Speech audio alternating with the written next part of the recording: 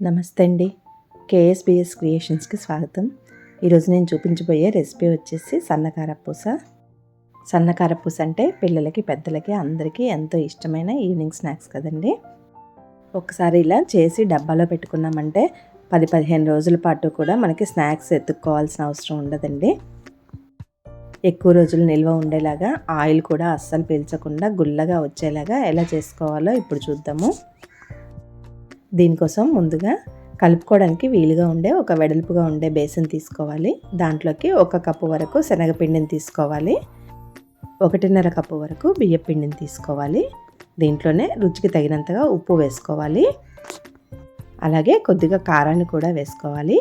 ఇప్పుడు ఇక్కడ వాము పొడిని వేసుకుంటున్నానండి. చేస్తున్నది సన్నకారపూస కాబట్టి వాము వేసుకుంటే గిద్దల్లోంచి దిగదు, అందుకని ఇలా పొడిగా చేసి వేసుకున్నాను. ఇవన్నీ కూడా ఒకసారి పిండికి పట్టేలాగా ముందు ఒకసారి కలుపుకోవాలండి. ఇలా కలుపుకోవడం వలన ఇవి పిండిలో బాగా కలిసిపోతాయి. ఇప్పుడు ఉప్పు సరిపోయిందో లేదో ఒకసారి చెక్ చేసుకోవాలి. ఆ తర్వాత నీళ్ళు పోసుకొని కలుపుకోవాలి. ఇక్కడ నేను కొద్దిగా వేడి నీళ్ళని తీసుకున్నానండి. మరి బాగా మసిలే నీళ్ళు అవసరం లేదు. కొద్దిగా వేడిగా మనం తాగలిగే వేడి ఉంటే సరిపోతుంది. ఈ నీళ్ళను కొద్దిగా పోసుకుంటూ ఒక ముద్దలాగా కలుపుకోవాలి పిండిని. ఈ వేడి నీళ్ళు పోసుకొని కలుపుకోవడం వల్లనే మనకి కారపూస గుల్లగా వస్తుంది. ఇంకా దీంట్లో బటర్ లాంటివి ఏమీ వేయనవసరం లేదండి. ఇప్పుడు గిద్దల్లోకి సన్నగా ఉన్న ప్లేట్ని తీసుకొని పెట్టుకోవాలి. కొద్దిగా పిండి ముద్దను తీసుకుంటూ ఈ గిద్దల్లోకి 1/2 వంతు వరకు పెట్టుకోవాలి.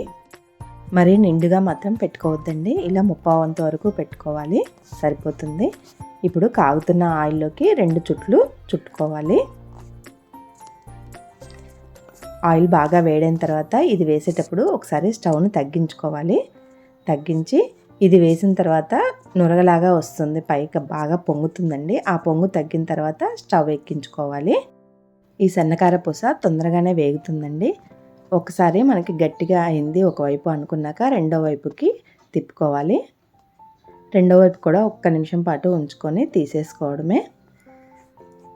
ఇలా ఆయిల్లో చిన్న ముక్కలుగా ఏమైనా ఉన్నట్లయితే వెంటనే తీసేసుకోవాలి, లేకపోతే ఆయిల్ వేడికి నల్లగా అయిపోతాయి. ఇప్పుడు పిండి కొంచెం తడి ఆరినట్టుగా ఉంటే 1 చుక్క నీళ్లు చల్లుకుంటూ పిండిని మళ్ళీ కలుపుకోవచ్చండి. పిండిని ఎప్పటికప్పుడు తీసుకున్నప్పుడల్లా క్లోజ్ చేసుకుంటూ ఉంటే మనకి ఆరిపోదు. ఒకవేళ ఆరిపోయిందనుకోండి, కొంచెం గట్టిగా అయిందనుకోండి, 1 చుక్క నీళ్ళు పోసుకుంటూ ఈ విధంగా కలుపుకోవచ్చు మళ్ళీ. అలాగే చేసే గిద్దలకు కూడా ఇలా పిండి అతుక్కొని గట్టిగా అయిపోతుంది. అప్పుడు మనకి ఒత్తడానికి కూడా గట్టిగా ఉంటుంది. మధ్యలో ఇలాగా నీళ్ళతో క్లీన్ చేసుకుంటూ ఉండాలి. రెండింటిని కూడా మధ్యలో ఇలా నీళ్ళతో క్లీన్ చేసుకున్నాం అనుకోండి, మనకి ఒత్తేటప్పుడు ఈజీగా ఉంటుంది. ఇలాగే రెండోసారి కూడా ఒత్తుకుంటున్నాను. ఇక్కడ 2-3 చుట్ల వరకు తిప్పుకోవచ్చు, మనకు కళాయికి పట్టినంత. ఇలా పొంగుతుంది కదండి ఆయిల్. ఈ పొంగు అయిపోయిన తర్వాత మాత్రమే స్టవ్ ఎక్కించుకోవాలి. ముందుగానే స్టవ్ హైలో ఉన్నప్పుడు వేసామనుకోండి, నూనె పొంగుతూ ఉంటుంది. ఇలా పొంగు తగ్గిన వెంటనే స్టవ్ ఎక్కించుకొని కాల్చుకోవాలి. ఇలా గంటెతో చూసామంటే మనకి ఇది కొంచెం గట్టిపడినట్టు తెలుస్తుందండి. ఇలా కొంచెం గట్టిపడిన తర్వాత రెండో వైపుకి టర్న్ చేసుకోవాలి. ఇలా చేసుకునేటప్పుడు వేరొక గరిటె సహాయం తీసుకుంటే మంచిదండి. ఆయిల్ మీద చిందకుండా జాగ్రత్తగా ఉంటుంది. రెండో వైపు కూడా 1 నిమిషం పాటు వేగిన తర్వాత తీసేసుకోవడమేనండి. ఈ కలర్ ఉంటే చాలు, ఇంతకన్నా డార్క్గా వచ్చిందంటే మాడుతుంది.